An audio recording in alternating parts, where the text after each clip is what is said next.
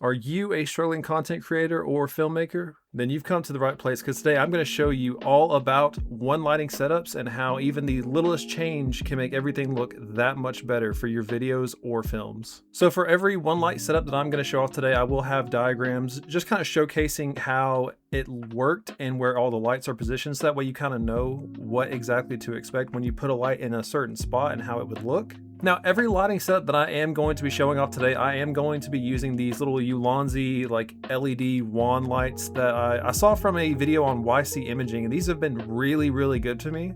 I'll have it linked down in the description down below if you are interested in it. These things are amazing for what they are, so I love to use two of them, one for my key light and one for like a nice little bounce light. I can kind of just tweak as we go throughout the video just to kind of change things up. But without any further discussion, let's go ahead and start with the very first setup. Now, ideally, this would not be such a soft light. This would be more like a hard source, but like I said, we're going to be using just these same little LEDs for everything.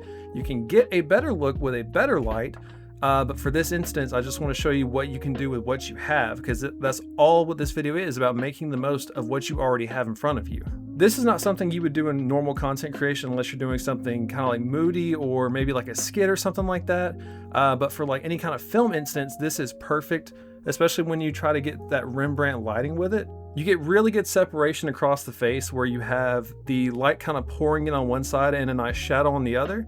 And then when you turn the subject slightly, you'll get those little splotches just kind of pouring in of where the actual light's kind of hitting. It's not the best example of Rembrandt lighting. You can get much better results if you use an actual hard light, or if you just use the light in general, where you can kind of focus everything a little bit better, because these lights do have a lot of spill on them. If you were doing this for more content creation, if you bring the light just a little bit more in front of you, you get a little bit of a better look, but it doesn't look that good.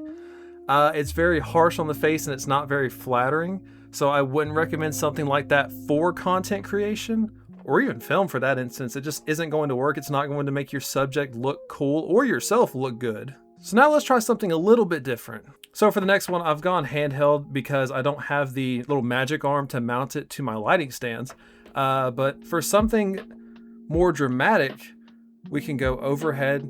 We can cast nice shadows across the face, make someone look very sinister and menacing. If we bring it back more, we get that effect even more and more. And then of course, the more we kind of come up, we get weird shadows across the face. You would do something like this if you're trying to look more villainous, or just something where you're trying to create like a sense of fear, or maybe not necessarily fear, but something where you want them to feel uncomfortable. And it's just one of the coolest ones where even just little bitty direction changes affects everything, and it just creates a different feeling just by inches. Just you barely moving it even just a little bit. I'm right here now, and the more I come up, the more it changes that feeling.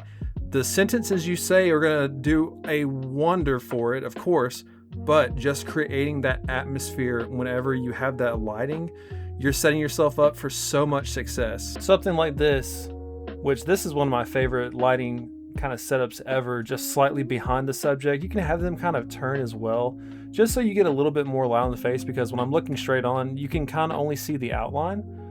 But if I'm slightly turned, you can see a little bit more of the face, and it makes someone look very interesting or intense. It's perfect for hiding emotions and letting the body language kind of do a little bit of acting for itself, which honestly I'm a massive fan of. I love darkness in movie and television because it kind of gives you a sense of, I guess, imagination, where you can kind of make for your own guesses of what's going on. Like, let's say if this is a horror scene, well, this is all you can see of me. If you can't see anything behind me, you don't know what's going on. You're just waiting for something to pop out of the shadows. Maybe something right here. Maybe there's something right here this entire time, and you don't know it, and I don't know it. That is just a little bit of a taste of what you can actually get whenever you only have one single light source.